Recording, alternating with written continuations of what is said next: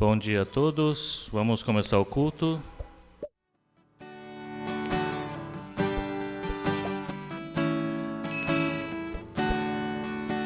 Jesus, em tua presença, reunimos-nos aqui, contemplamos tua face e rendemos-nos a ti, pois um dia tua morte trouxe vida a todos nós e nos deu completo acesso ao coração do Pai.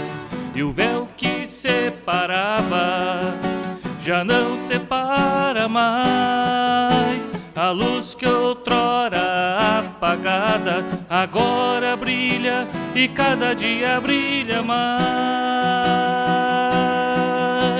Só pra te adorar e fazer teu nome grande e te dar o louvor que é devido. Estamos nós aqui só pra te adorar e fazer teu nome grande e te dar o louvor que é devido. Estamos nós aqui. Meu Pai querido, nós queremos te louvar, Senhor, por esse dia maravilhoso, lindo, Senhor. Obrigado pelo Senhor estar aqui conosco, Pai. E creio, Senhor, que também o Senhor está com aquelas pessoas que não puderam vir, que estão, Senhor, ocupados em seus afazeres, talvez, mas que não puderam estar aqui, Pai. Cuida, Senhor, da Carol e da Isabela, Senhor, que o Senhor possa restaurá-la completamente, Pai.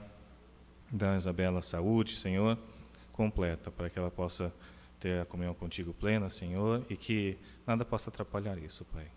Também colocamos nas tuas mãos, Senhor, o pastor Jorge, que está de férias, que o Senhor possa guardar ele e sua família, Pai, que eles possam ter um tempo de descanso, tempo de família, na tua presença, Pai. Que o Senhor os guarde, e o Senhor, Pai, lhes dê um tempo lindo e abençoado, Pai.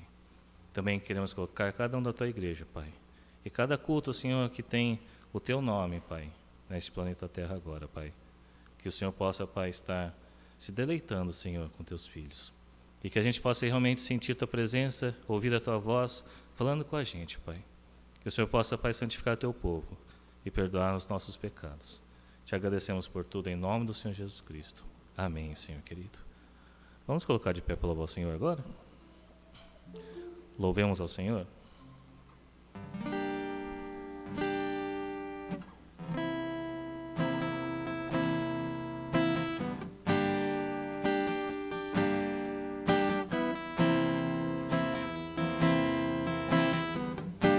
Louvemos ao Senhor,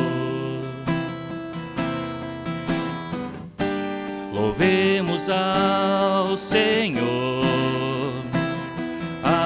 adoremos no seu santo monte, nosso amado Pai, seu nome é santo.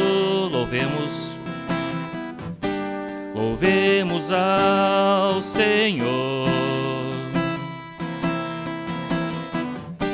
louvemos ao Senhor,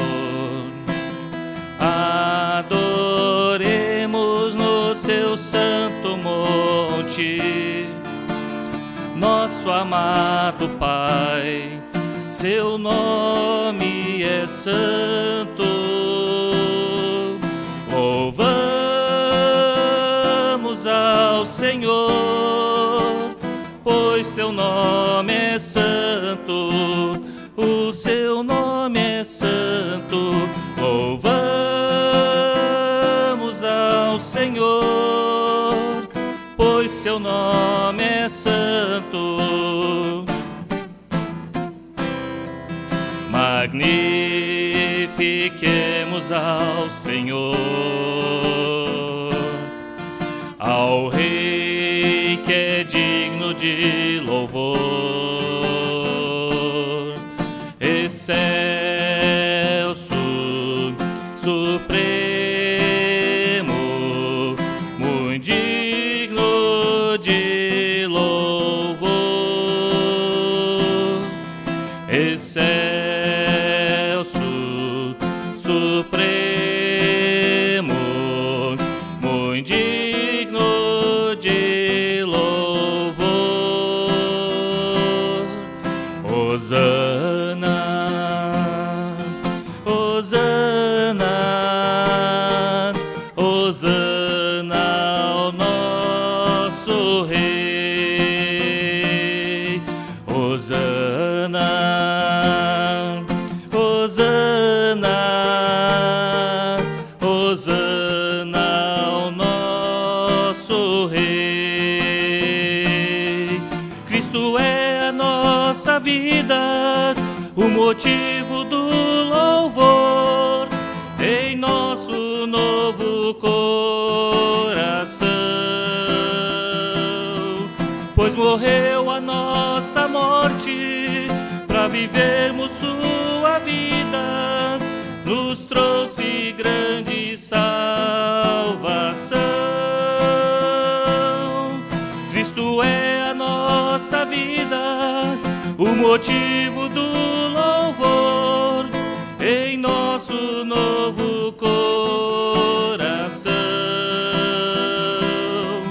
pois morreu a nossa morte para vivermos sua vida, nos trouxe grande salvação.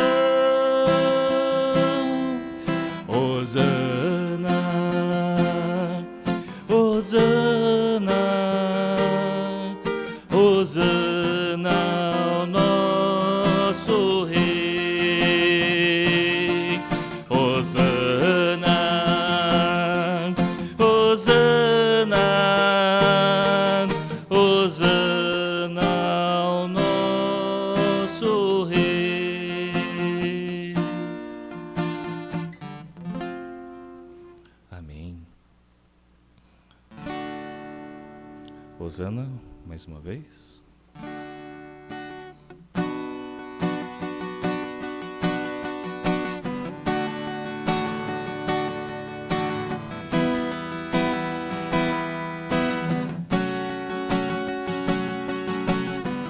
Eu vejo o Rei da Glória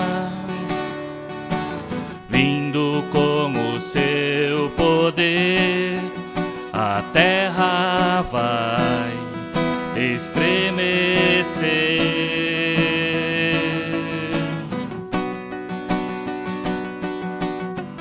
Eu vejo a sua graça, os pecados perdoar, a terra vai então cantar. Hosana, Hosana, Hosana nas alturas. Hosana, Hosana, Hosana nas alturas.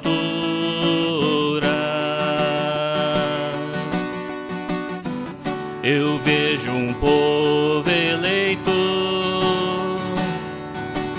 assumindo seu lugar, pra sua fé compartilhar.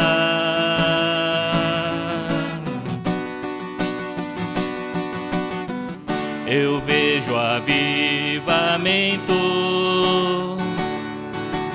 quando o teu povo orar e te buscar, e te buscar. Hosana, Hosana, Hosana nas alturas. Hosana,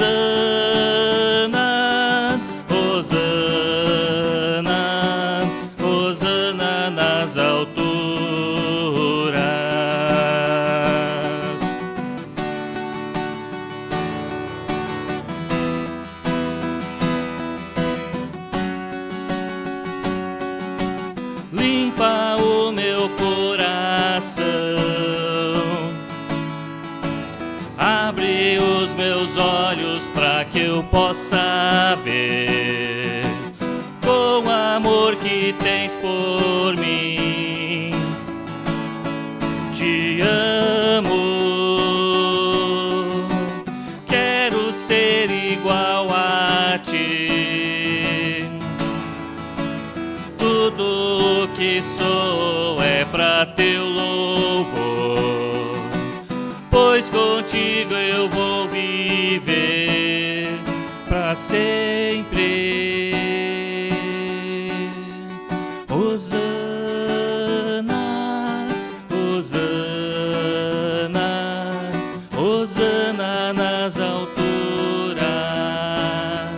Hosana, Hosana, Hosana nas alturas. Hosana, Hosana, Hosana nas alturas. Hosana, Hosana, Hosana nas alturas.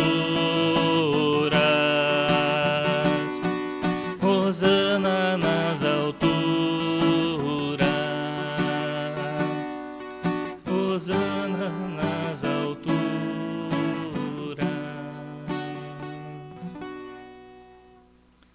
Amém.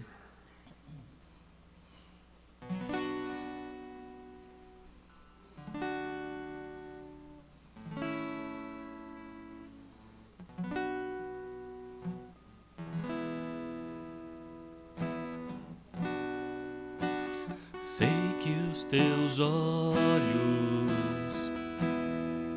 sempre atentos, permanecem em mim.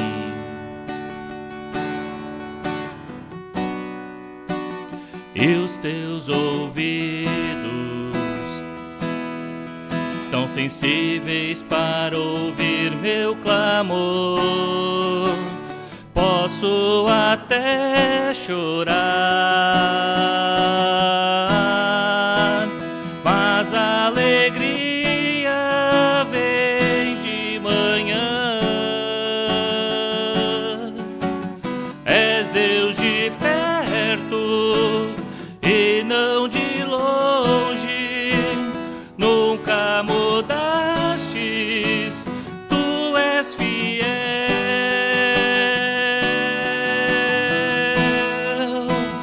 Deus de aliança, Deus de promessas, Deus que não é homem pra mentir. Tudo pode passar, tudo pode mudar, mas tua palavra vai se cumprir. Começo. Sei que os teus olhos, sempre atentos, permanecem em mim. E os teus ouvidos estão sensíveis para ouvir meu clamor. Posso até chorar, mas a alegria vem de manhã. És Deus de perto e não de longe, nunca mudastes, tu és fiel.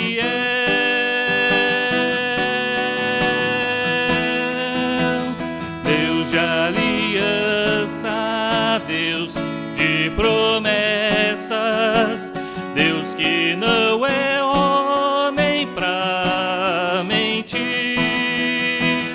Tudo pode passar, tudo pode mudar, mas tua palavra vai se cumprir. Posso enfrentar o que for, eu sei sei quem luta por mim, seus planos não podem ser frustrados. Minha esperança está nas mãos do grande eu sou. Meus olhos vão ver o impossível acontecer.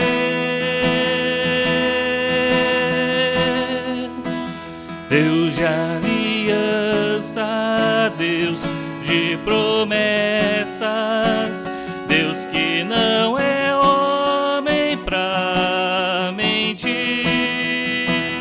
Tudo pode passar, tudo pode mudar, mas tua palavra vai se cumprir.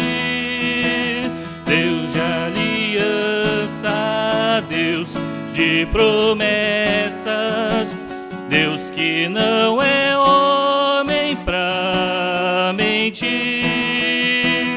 Tudo pode passar, tudo pode mudar, mas tua palavra vai se cumprir.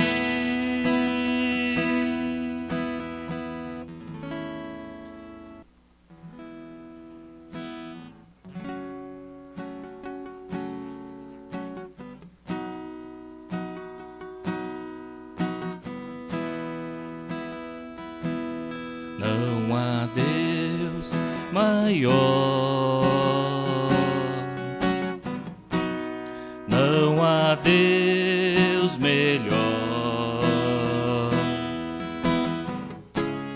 não há Deus tão grande como nosso Deus. Começo. Não há Deus maior, não há Deus melhor, não há Deus tão grande como nosso Deus. Criou o céu, criou a terra, criou o sol e as estrelas. Tudo Ele fez, tudo criou, tudo formou.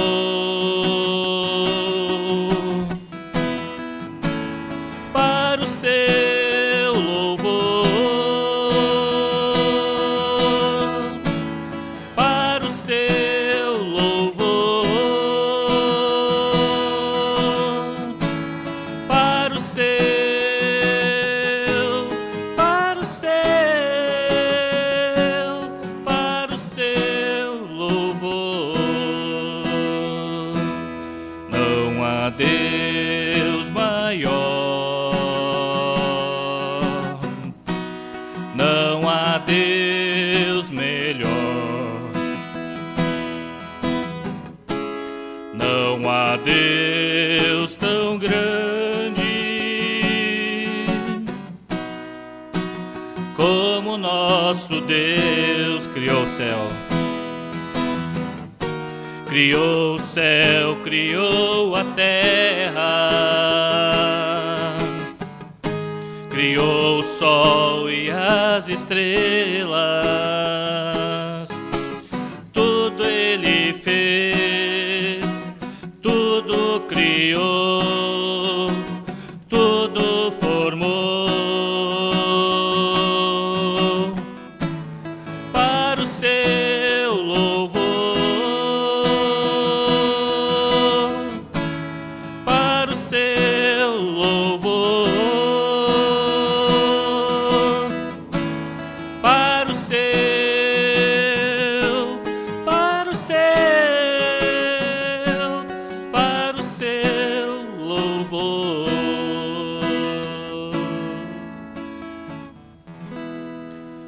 querido. Nós te louvamos, Senhor, te adoramos, porque só o Senhor é Deus, só o Senhor é Rei, o Senhor é eterno, o Senhor é soberano, Pai.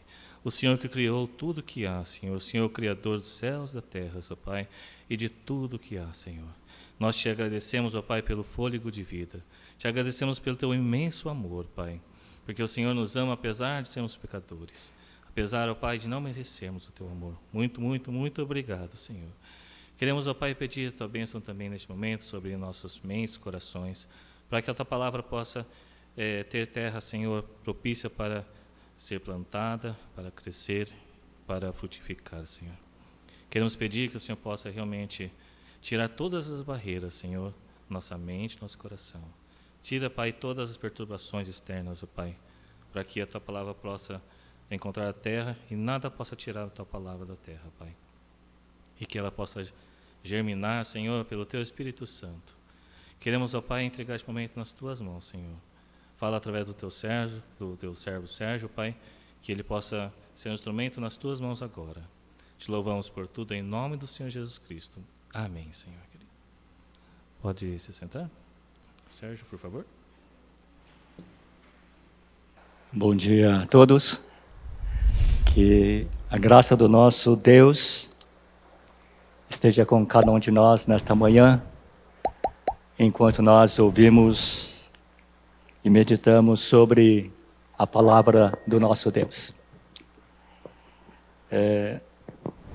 Antes de nós prosseguirmos, vamos nos colocar novamente diante de Deus em oração.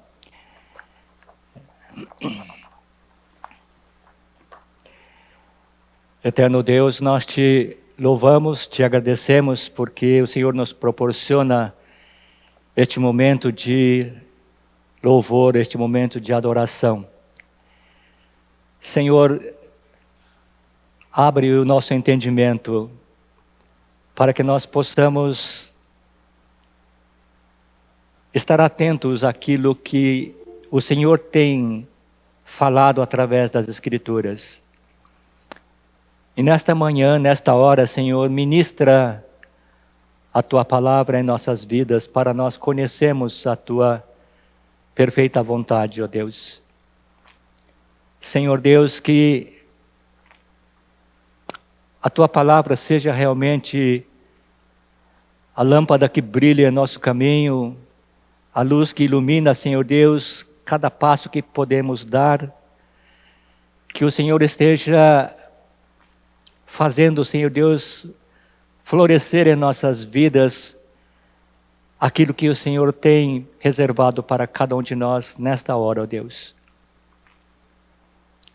Toma este Teu servo, Senhor, coloca a sombra da cruz, para que Cristo Jesus somente seja visível diante de nós, ó Deus. Assim nós oramos agradecidos, em nome de Jesus. Amém.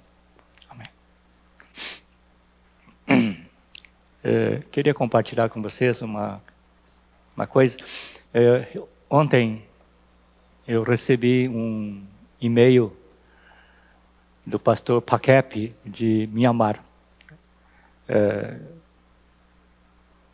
Eu encontrei com esse pastor já há um tempo atrás, muitos anos atrás, e ele,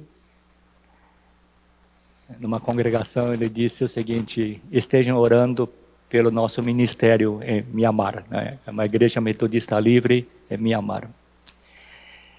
De uns 2 anos para cá, eles estão sob um regime militar, né? Vocês devem ter visto isso, ouvido sobre isso nos noticiários. Né?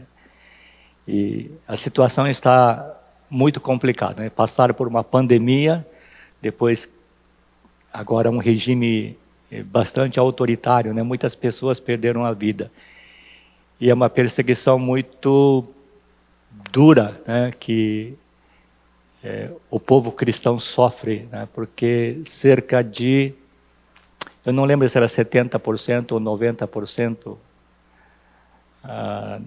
das pessoas de Myanmar são budistas. Tá?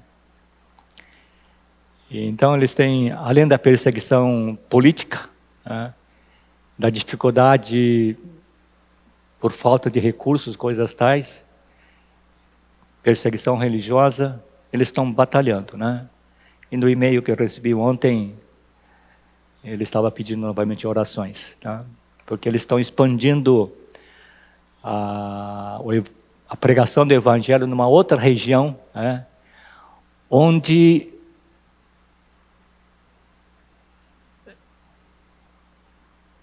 a luta, né, é muito feroz, né? Eles estão enviando obreiros para uma região para pregar o Evangelho e implantar igrejas, né? Tem uma equipe trabalhando lá, né? Eu fiquei, assim, extremamente contente por saber que Deus está agindo, né? Muitas vezes a gente imagina que somente aqui à nossa volta é que nós podemos ver a mão de Deus trabalhando, agindo, mas em lugares que a gente nem sequer imagina, Deus está trabalhando e transformando vidas, né? Só para vocês terem uma ideia, muitas igrejas locais em Myanmar, né, que esse pastor Pakep está trabalhando, claro que não é ele sozinho, tem outras pessoas, muitos leigos trabalhando no ministério, inclusive eles dão aula, né, de escola secular para educar as crianças, né, ajudar na educação das crianças, né. E eles não têm tecnologia como nós temos, mas eles se reúnem em locais, né? Claro que tem construções de alvenaria, mas muitos locais são casas feitas com, assim, a parede é de bambu, às vezes é fechado, né? Para fechar as frestas, né? Eles colocam argila, né? Então o nosso, a gente não dá para imaginar, né? Batismo dele às vezes é numa piscina portátil, muitas vezes num rio, né? E o rio, pela foto que eu recebi, muitas vezes é um rio que está sujo, está vermelho, né? A água é vermelha por causa do barro, mas eles estão felizes, né? Por conhecer Cristo e trabalhando, né? Então quando eu vejo situações desse tipo, né? Eu falo assim, por que a gente não pode ser mais ativo, mais propenso a servir a Deus, né? E eu fico lembrando, né, desse ministério do pastor Pakep. Eu leio a carta de Paulo, né, que ele escreveu à igreja de Corinto, eu vejo, no meio de tanta precariedade, eles estavam firmes no Evangelho, estão pregando o Evangelho, estão vivendo o Evangelho, né? E isso, pessoalmente para mim, é um desafio enorme, né, de servir a Cristo, né? Eu estou sentindo o efeito da idade, embora a gente pense que não, mas eu sinto o efeito da idade, confundo muitas coisas, esqueço de muitas coisas, e a minha oração é que Deus levante pessoas dispostas a servir Deus na meu campo com seus dons, né? Esta é a minha oração, né? E quando a gente ouve sobre esses ministérios onde podemos ver a mão de Deus agindo, né? Que a nossa oração também seja para que a mão poderosa de Deus esteja agindo em nosso meio, transformando vidas, avivando corações, vivificando, Senhor Deus, a nossa maneira de viver, para podermos ser realmente uma igreja que adora e serve a Deus. Eu convido então os irmãos a abrirem as suas Bíblias ou acessarem as suas Bíblias em 1 Coríntios capítulo 12, vamos ler os versos 1 a 3. 1 Coríntios capítulo 12, versos 1 a 3. Eu vou ler na versão NVT, que o pastor costuma ler.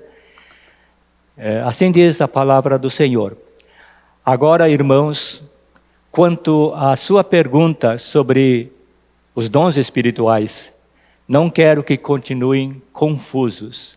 Vocês sabem que, quando ainda eram pagãos, foram conduzidos pelo caminho errado e levados a adorar ídolos mudos. Por isso, quero que compreendam que ninguém que fala pelo Espírito de Deus amaldiçoa Jesus, e ninguém pode dizer que Jesus é Senhor, a não ser pelo Espírito Santo. Vamos meditar um pouco, sobre a espiritualidade cristã, tema que o pastor tem abordado. Uma explicação sobre o versículo 1, quando na nossa Bíblia está assim: quanto à sua pergunta sobre os dons espirituais. Esse dons, a palavra dons, foi acrescentada pelos tradutores, levando em conta o contexto deste capítulo, que fala sobre dons espirituais. Mas no original grego, está somente espirituais. E existem o termo espirituais que Paulo utiliza, espirituais é um adjetivo. A gente não sabe por que Paulo usou somente um adjetivo e não colocou um substantivo, para acompanhar. A língua portuguesa, a inglesa ou latina, de uma forma geral, acontece isso. Você tem um substantivo e um adjetivo que modifica o substantivo. Então, Paulo usou espirituais. E no grego, existem dois sentidos. Se nós olharmos pelo gênero masculino, a palavra espirituais que Paulo usou, Paulo pode estar se referindo com respeito aos homens espirituais. Mas, assim, vendo o contexto, pode ser que se refira a isso quando Paulo diz. Esta palavra espirituais que Paulo usa no capítulo 12, no verso 1, ele aparece novamente, Paulo usa novamente no capítulo 14, no verso 37, quando ele diz especificamente homens espirituais. Mas é a mesma palavra espiritual que Paulo utiliza. Mas tem um outro sentido no grego. Se a gente analisar isso do ponto de vista do gênero neutro, significa assuntos espirituais. Vamos entender então, assim, tanto faz homens espirituais, ou, claro que Paulo quis dizer também homens e mulheres, mas assuntos espirituais.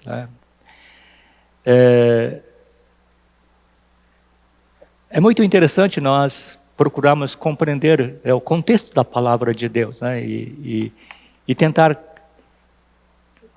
entender o que Paulo está explicando para a igreja em Corinto. A igreja em Corinto, como nós já vimos, ela começou através do ministério de Paulo. Paulo ficou um ano e meio, naquela cidade, pregando o evangelho. E resultado desse ministério de Paulo, surgiu uma igreja formada por ricos e pobres, eruditos e iletrados, livres e escravos. Então, de diversas nacionalidades. Corinto era uma cidade, sim, de grande intercâmbio comercial, de grande movimento religioso. Por isso, quando muitas pessoas que converteram ao Evangelho eram de diversas nacionalidades, de diversas origens.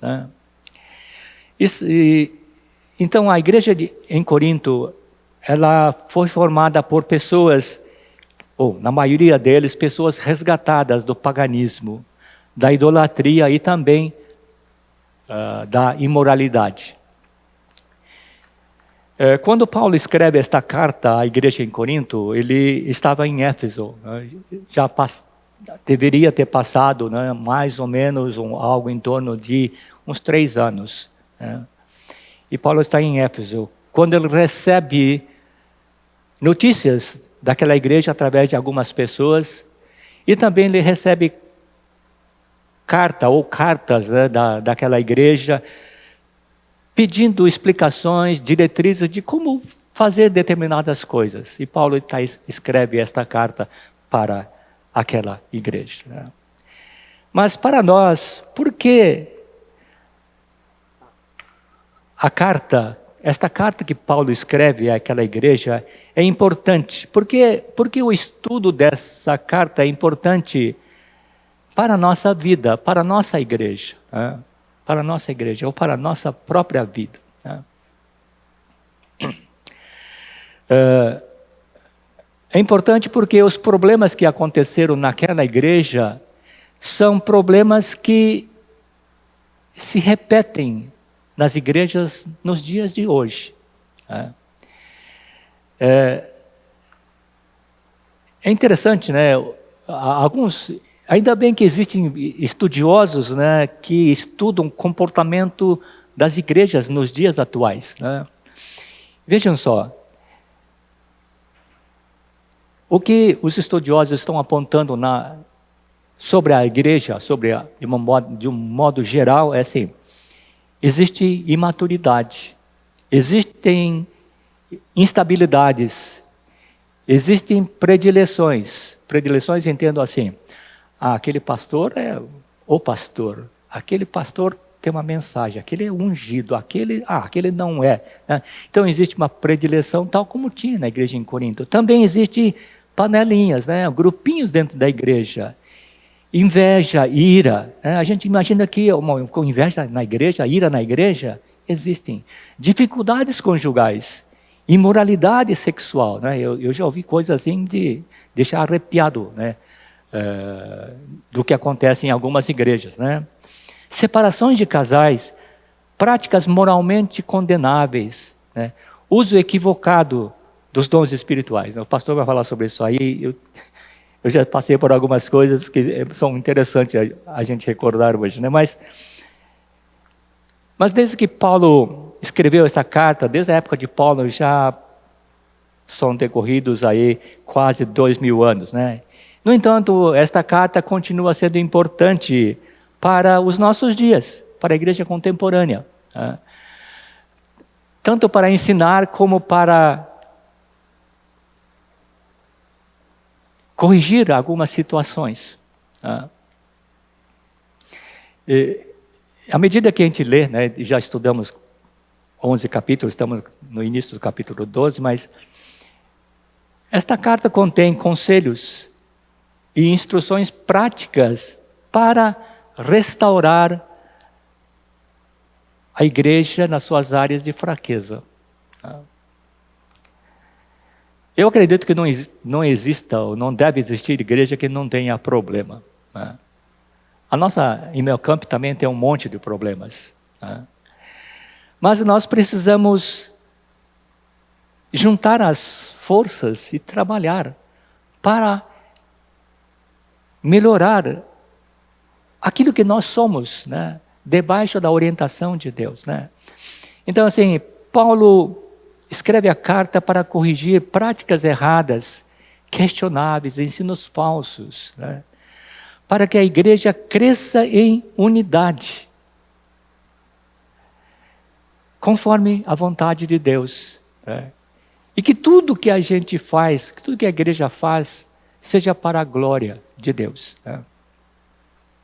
E Paulo escreve esta carta não para uma determinada pessoa ou para um determinado grupo de pessoas, né? Embora houvesse problemas envolvendo uma pessoa ou problemas envolvendo determinados grupos dentro da igreja em Corinto. Mas Paulo endereça a sua carta para a igreja, né? Porque é a igreja que tem que melhorar, né? Por isso, comportamento do tipo assim: eu não causei o problema, não é minha responsabilidade. Mas o que a palavra de Deus ensina é que nós precisamos lutar juntos pela fé evangélica. Está em Filipenses 1:27.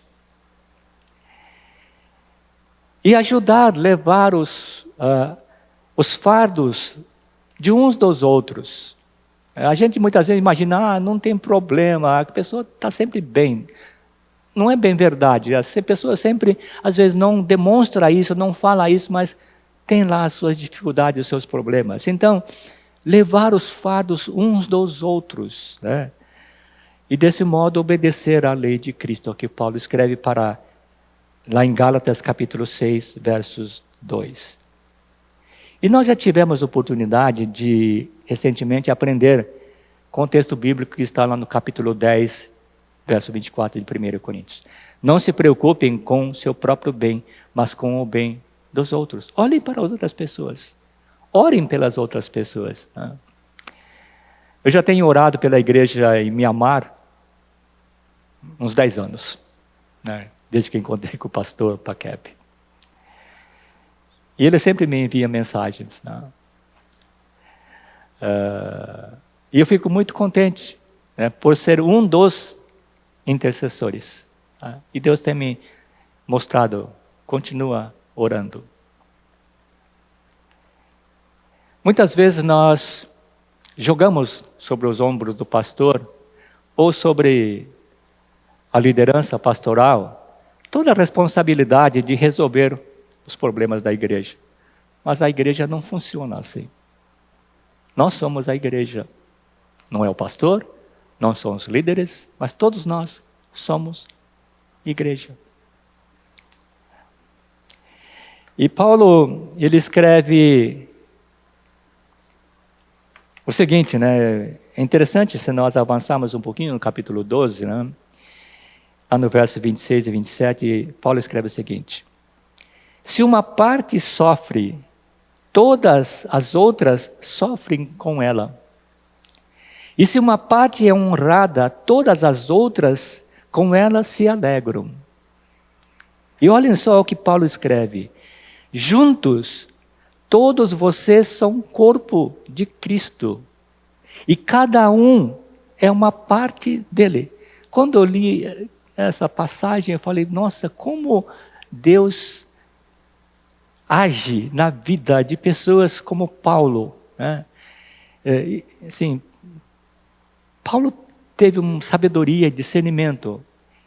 Ele fala assim, juntos, vocês todos são o corpo de Cristo. E para que não haja ninguém que tenha pensamento diferente, ele escreve, e cada um é uma parte dele. Por isso nós precisamos olhar a igreja, e se nós notarmos algum problema, precisamos orar em favor disso. Precisamos colocar esse problema diante de Deus. Né? Eu estava escrevendo esta mensagem, e eu pensei, poxa, como a gente esquece rapidamente que Cristo entregou a sua vida pela igreja. E a gente pensa só na gente. Né? Cristo entregou a sua vida pela igreja. Domingo passado o pastor falou sobre espiritualidade cristã. Aí gostaria de continuar nesse tema, espiritualidade cristã, focando na multiplicidade, na pluralidade, né, de pensamentos sobre espiritualidade cristã. Muito interessante, né? Espiritualidade cristã.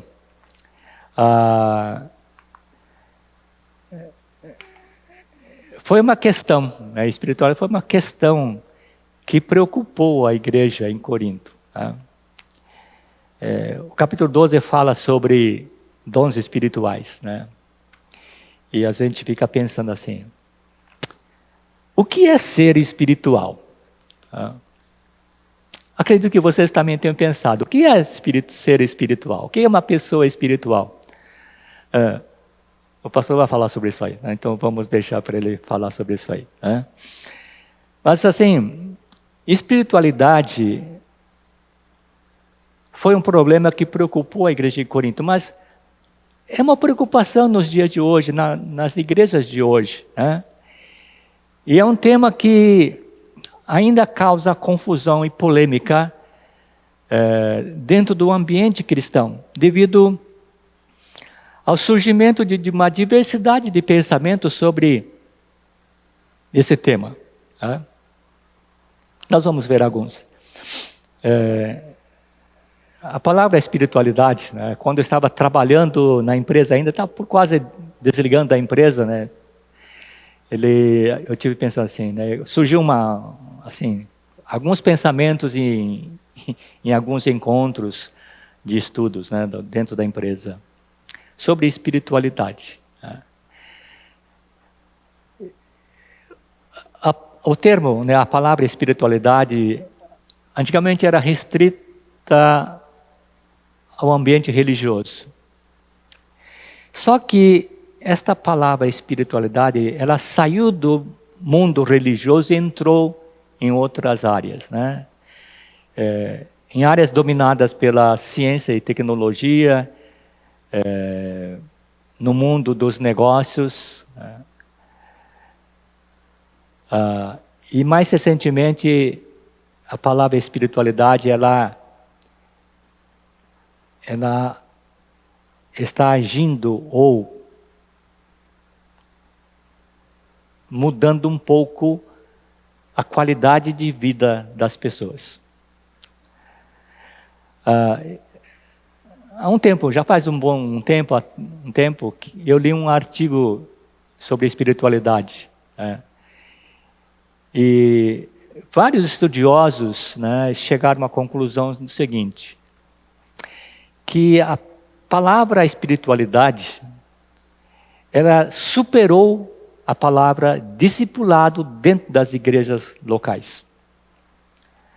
Então, às vezes, a gente pergunta, qual é o mais importante? Espiritualidade ou discipulado? Qual vocês vão escolher?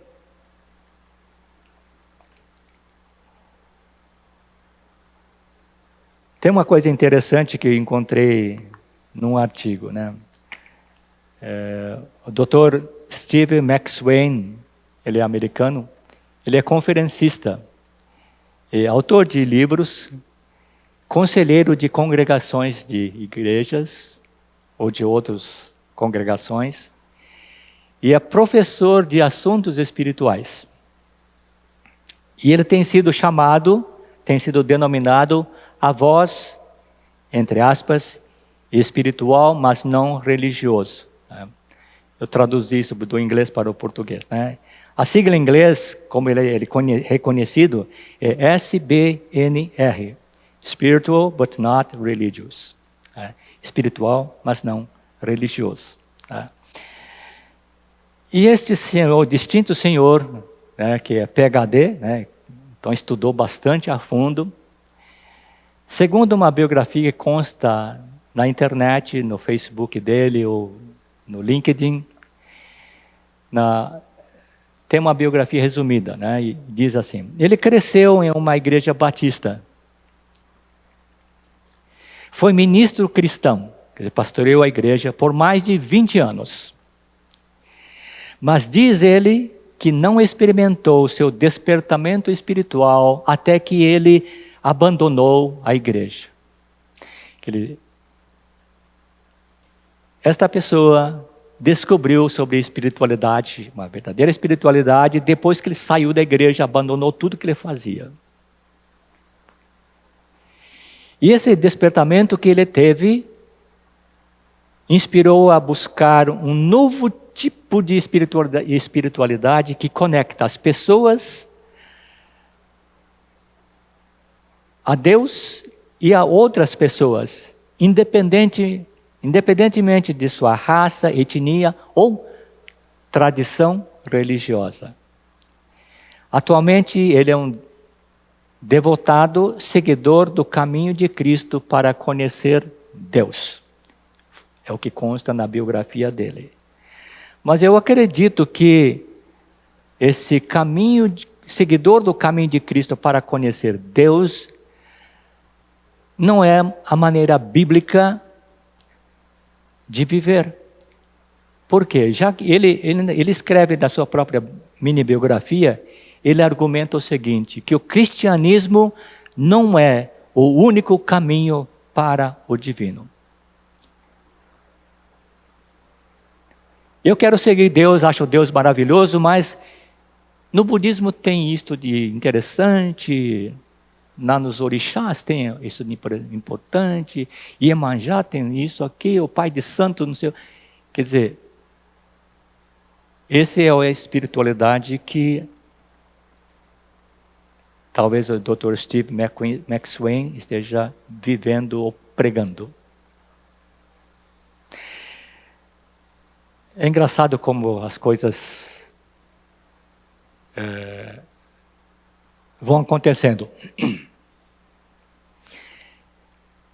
Milhões de desigrejados. Milhões de desigrejados. Né? Desigrejados são aquelas pessoas que frequentavam uma igreja para encontrar Deus. E lá na igreja, em vez de encontrar Deus, eles descobriram um conjunto de complexo, mas frustrante de regras, de dogmas, de fardos, de doutrinas, como conflitos, divisões. E, decepcionado com isso, não quero mais saber de igreja. São os desigrejados. Né? E esses desigrejados são as pessoas que seguem os ensinamentos desse Dr. Steve McSwain. Mas os seguidores desse famoso professor não são somente os desigrejados, mas incluem milhares e milhares de seguidores. Né? E além de várias igrejas, né, cristãs, ou que se dizem cristãs, convidam este professor, este palestrante, para falar na sua igreja sobre espiritualidade. Quando eu li esta frase, eu fiquei assim, deu uma sensação de esquisita.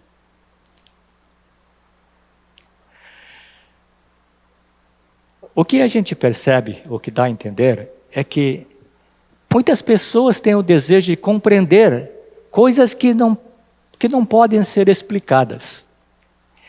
E procuram encontrar na espiritualidade o caminho para a descoberta dos mistérios da vida, encontrar tranquilidade, propósito, identificar os próprios valores e os valores das outras pessoas e encontrar uma conexão com algo maior do que si próprio. E além desse Dr. Steve McSwain, temos a doutora Cristina Puchalski. Ela é uma médica geriatra e paliativista. Paliativista é o médico ou a médica que atua para melhorar o conforto físico do paciente. Pessoas para amenizar a dor, diminuir o mal-estar causado pela doença ou pelo seu tratamento. Ela é norte-americana, estadunidense, e é fundadora do Instituto de Espiritualidade e Saúde da Universidade George Washington, na cidade de Washington, Distrito de Colômbia, nos Estados Unidos. E ela afirma o seguinte sobre espiritualidade. Né? Peguei isso do trecho de uma entrevista que ela deu no auge da pandemia. Né? Ela diz assim: a espiritualidade é a maneira como buscamos um significado profundo. E esse significado é o propósito e transcendência supremos. Transcendência é aquilo que está além do material, além da capacidade física humana. Né? E a maneira como as pessoas se conectam ao significativo e ao sagrado. Tá? Ela continua dizendo assim: é a fé, no seu sentido mais amplo, amplamente definida, ou espiritualidade amplamente definida, e sua influência sobre como as pessoas cuidam de si mesmas, tomam decisões sobre cuidados de saúde e lidam com suas doenças. Né? Ela é médica. E que busca na espiritualidade amenizar o sofrimento dos pacientes. E ela afirma que a espiritualidade, definida de uma forma bastante ampla, pode ser, entre aspas, o que ela diz, a fonte de cura para muitas pessoas. E acrescenta ainda, uma parte fundamental do tratamento da pessoa como um todo, corpo, mente e espírito. Então as pessoas buscam na espiritualidade uma maneira de resolver seus problemas pessoais íntimos, né? E às vezes eu fico pensando, né? Às vezes quando eu leio coisas desse tipo, eu fico pensando assim. E pergunto, né? Poxa, o que nós precisamos compreender? O que nós precisamos compreender para que os nossos passos continuem no caminho biblicamente correto?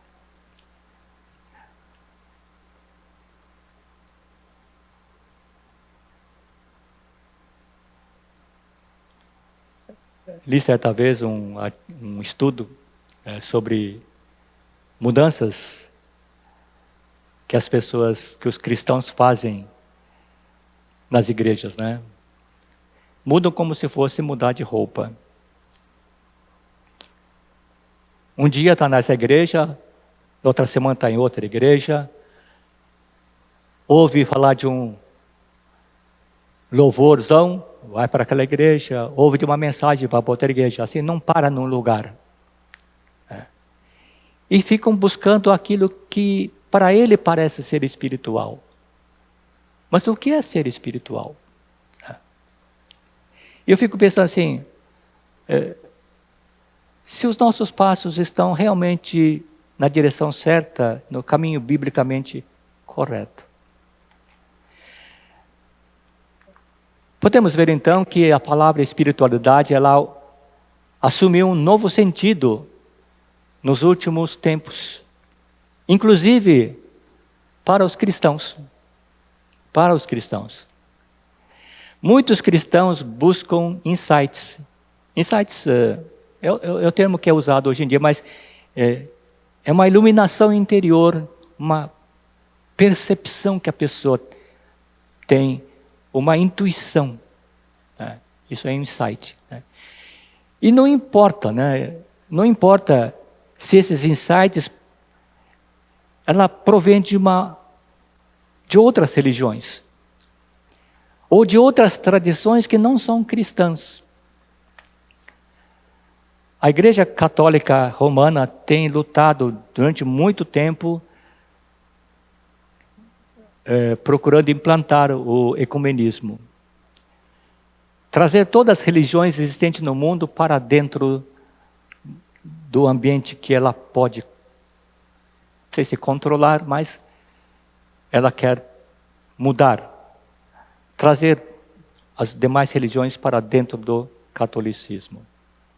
Ou dentro do cristianismo, como eles talvez estejam pensando. Aí eu fico pensando, como nós vamos nivelar o cristianismo com outras religiões? Vamos pensar sobre o budismo. Vamos pensar sobre o espiritismo. Vamos pensar sobre os orixás ou os pais de santos. Como é que nós vamos nivelar tudo isto? Vamos ceder um pouquinho do cristianismo e vamos absorver outras coisas? É um campo muito complicado.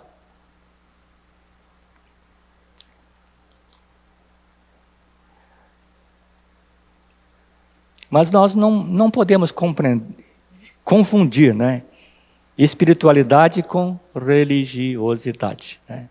A religiosidade requer um certo nível de compromisso, né, como estar vinculado a uma vida religiosa, levar a sério normas, princípios e valores de uma religião. E a espiritualidade é algo mais pessoal, mais íntimo. Mas a espiritualidade cristã, ela é muito diferente daquilo que o mundo ensina. A espiritualidade cristã tem um início. Ela começa com o novo nascimento. Nossa, está ficando fanhoso. A espiritualidade cristã, ela começa com o novo nascimento. quando a pessoa se torna uma nova criatura criada por Deus. Está lá em 2 Coríntios 5:17. E a espiritualidade cristã envolve um processo dinâmico e contínuo de transformação.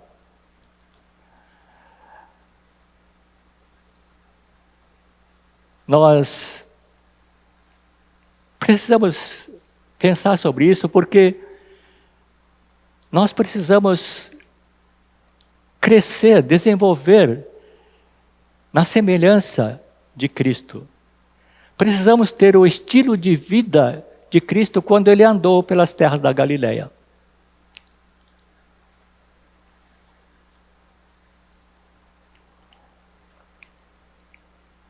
Domingo passado, o pastor abordou uma coisa muito interessante. A espiritualidade cristã, ela é cristocêntrica e não pode ser diferente disso. Cristocêntrico significa ter Cristo como Senhor da nossa vida. Uma vez, acho que eu já mencionei isso, né? Eu participei de um estudo bíblico. Tinha várias pessoas de outras igrejas. E nós estamos estudando, eu não lembro exatamente qual foi o tema, mas estamos estudando. E aí surgiu o assunto, Deus é Pai, Deus é bom, que Deus faz isso, a gente vai na presença dEle, tem tudo, porque Deus é bondoso, não sei o quê. Aí eu pensei um pouquinho e falei assim, olha, realmente Deus é Pai. Mas a gente também não deve esquecer que Ele é Senhor. Se fosse na época medieval, eu tinha sido atravessado por várias espadas. Então, muitas pessoas que frequentam a igreja olham para Deus como ele fosse aquele sujeito bonachão que está à nossa disposição para fazer tudo. Mas a gente não deve esquecer que Ele é Senhor. Cristocêntrico significa ter Cristo como Senhor da nossa vida. Cristo é a motivação de tudo que nós pensamos, dizemos ou fazemos. Cristocêntrico significa que desejamos seguir a Cristo, obedecê-lo, agradá-lo. Significa imitar o caráter dele. Cristocêntrico significa que desejamos que Cristo seja glorificado através de tudo que nós fazemos, dizemos ou pensamos. Mas infelizmente, mesmo nós cristãos, pensamos que a espiritualidade cristã se refere apenas aos aspectos da nossa vida ligados ao relacionamento com Deus.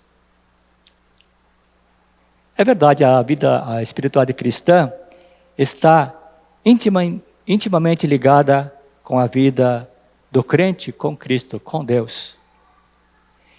E nós temos uma tendência esquisita, né? Temos a tendência de criar compartimentos na nossa vida. Dividimos a nossa vida em várias áreas, né? Por exemplo, espiritual, físico, lazer, social, profissional, familiar, igreja, e temos lá diversos outros componentes, né? Entretanto, a gente tem que perceber que todas as áreas da nossa vida se conectam ao nosso relacionamento com Deus. Não dá para separar lazer, igreja, físico, espiritual. Todos nós estamos na presença de Deus. Por isso, espiritualidade cristã deve transparecer em nosso estilo de vida, no nosso dia a dia. E deve evidenciar Deus, deve manifestar Deus às outras pessoas. Da mesma maneira como Jesus fez quando ele andou pelas terras da Palestina.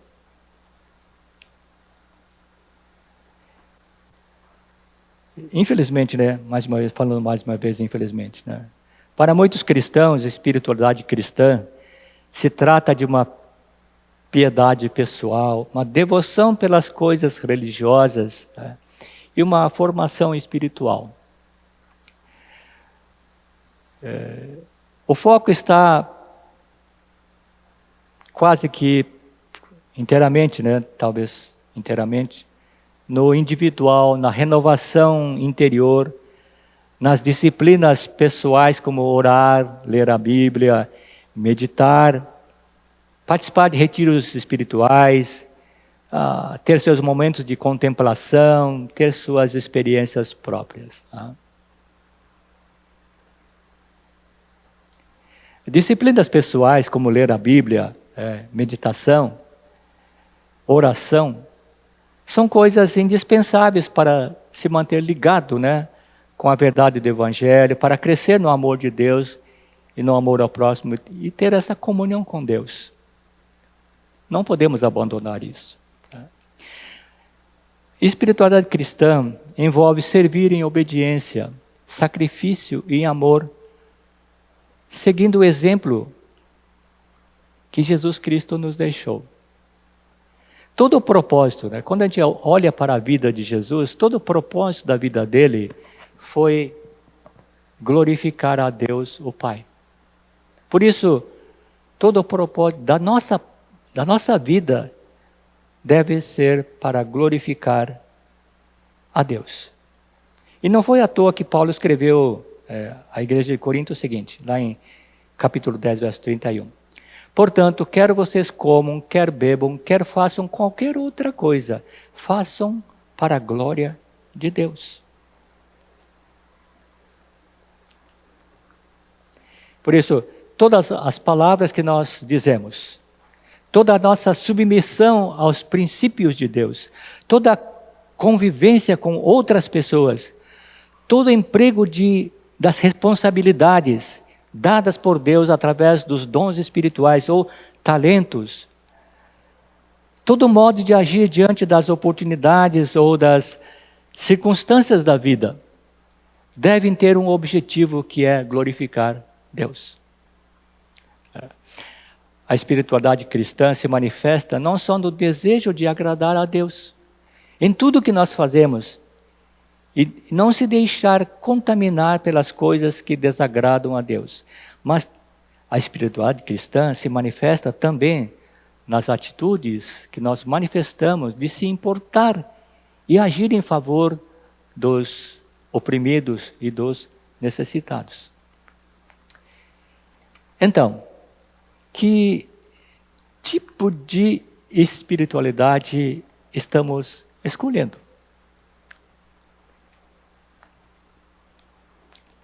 Eu fico temeroso quando eu leio as palavras proféticas que estão registradas lá em 2 Timóteo, capítulo 4, versos 3 e 4.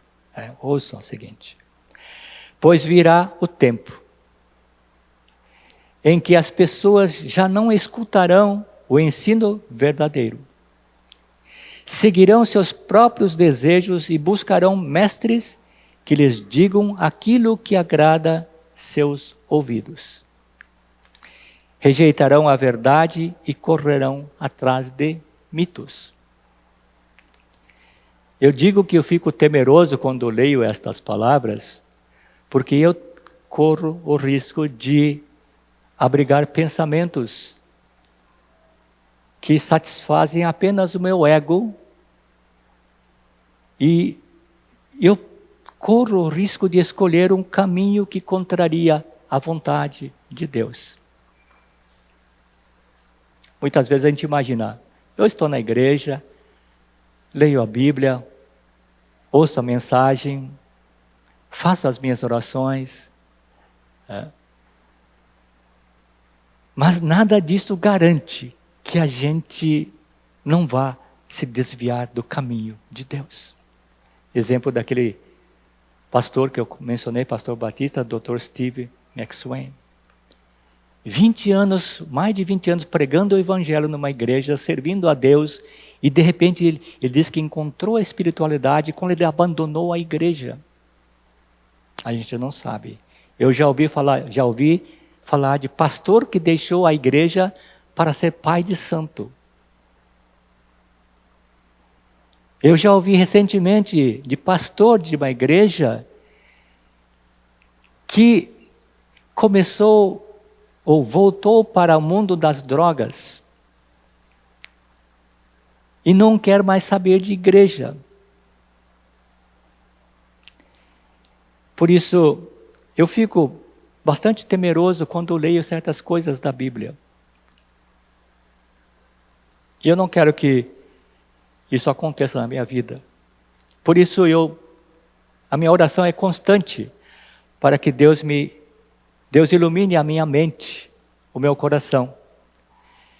Me dê discernimento para que eu possa compreender qual é a vontade de Deus, para que eu possa fazer a escolha correta, a escolha certa. Eu continuo orando para que Deus, na sua infinita graça, me capacite, me dê sabedoria para viver conforme a palavra dele. Para que eu mesmo não venha me enveredar por caminhos que desagradam a Deus ou o caminho do engano. Que tipo de espiritualidade você, meu amado irmão, minha amada irmã, está escolhendo? Que tipo de espiritualidade estamos escolhendo? Pastor Jorge vai trazer novas mensagens sobre espiritualidade cristã. Por isso vamos colocar um ponto final na mensagem de hoje. Mas resumindo, a igreja em Corinto foi formada por pessoas que foram resgatadas do paganismo, da idolatria e da imoralidade. Pessoas essas que ouviram o Evangelho, foram salvas em Cristo e buscam agora o ensino de Paulo sobre os dons espirituais e o uso correto desses dons. Mas o que Paulo ensina sobre a espiritualidade à igreja em Corinto nos revela e também nos ensina algo muito importante. Nós não podemos fazer o caminho inverso.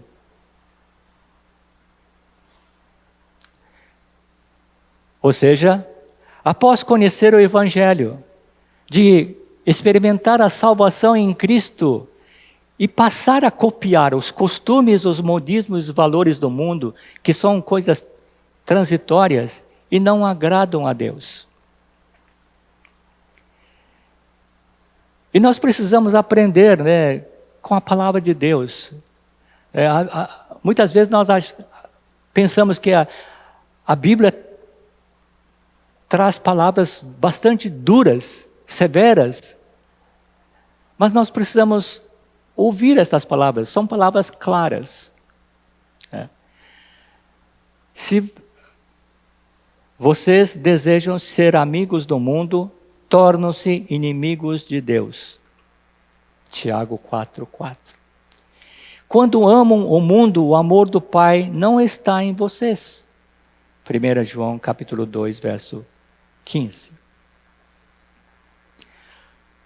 São palavras duras, mas são claras. Por isso, temos que levar a vida cristã muito a sério. O que nós podemos aprender com a igreja de Corinto? É preciso tomar cuidado com a espiritualidade que o mundo prega. Existem muitos pensamentos sobre espiritualidade, inclusive sobre espiritualidade cristã, que não estão fundamentados na palavra de Deus. Por isso sempre é bom para a nossa saúde física e também espiritual, ou espiritual e saúde, perguntar a nós mesmos: que faria Jesus em meus passos? Você já imaginou calçar por um dia, a sandália de Jesus, ir para o nosso trabalho, para a nossa escola, fazer as nossas compras? Vai incomodar a gente. O que faria Jesus em meus passos. É preciso sempre lembrar e levar em conta que espiritualidade bíblica é ter um pensamento correto sobre quem é Deus e viver de acordo. Se nós fizermos isso, com certeza a nossa espiritualidade vai estar no caminho certo. Não é conhecer sobre Deus, é conhecer quem é Deus, que é muito diferente. E que Deus nos ajude, nos guie, nos dê entendimento, sabedoria, para podermos viver conforme a palavra de Deus nos ensina.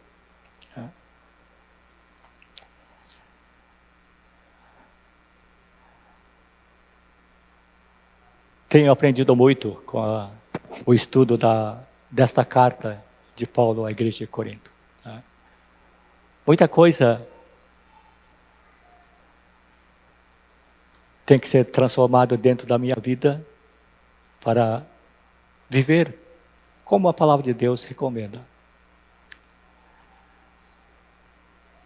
Por isso, nós precisamos de sabedoria, de entendimento, da luz de Deus em nossa mente, em nosso coração, para nós sabermos discernir o que é realmente bíblico, o que realmente não é bíblico.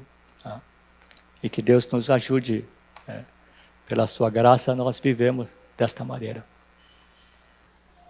É isso. Então, vamos levantar, nos colocar diante de Deus e buscando a direção dEle, e vamos terminar o culto desta manhã. Eterno Deus, quando nós pensamos seriamente sobre aquilo que o Senhor fez por meio de Cristo Jesus em nosso favor, nós reconhecemos que não temos palavras suficientes que possam expressar a gratidão à altura daquilo que o Senhor tem feito em nossas vidas e continua fazendo em nossas vidas. Senhor, nós defrontamos com circunstâncias difíceis em nossas vidas, circunstâncias, acontecimentos que nós não esperávamos ou não gostaríamos que tivessem acontecido. Por isso, ó Deus, na Tua infinita bondade, na Tua infinita graça, Senhor, estende sobre o Teu povo a Tua bondosa mão e traz restauração sobre as pessoas que estão fragilizadas em sua saúde. Fortalece aquelas pessoas que estão, ó Deus, com a sua fé cambaleante, Senhor Deus. Que o bálsamo, Senhor Deus, da Tua cura física, emocional e espiritual seja derramado sobre essas vidas, Senhor. Continua demonstrando, Senhor Deus, a Tua graça no nosso dia a dia durante mais uma nova semana, ó Deus. Sustenta-nos com Teu braço forte para podermos experimentar, Senhor Deus, o dinamismo do mover do Teu Espírito em nossas vidas, ó Deus. Oramos também em favor do pastor Jorge e sua família, que a Tua graça, a Tua bondosa mão acompanhe esta família, Senhor Deus, suprindo em suas necessidades materiais e espirituais, renovando suas forças, suas esperanças em Cristo Jesus.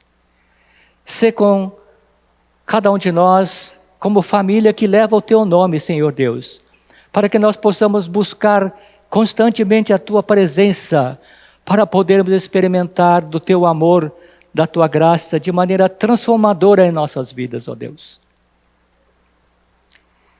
Acompanha os nossos passos durante o caminhar de uma nova semana, Senhor.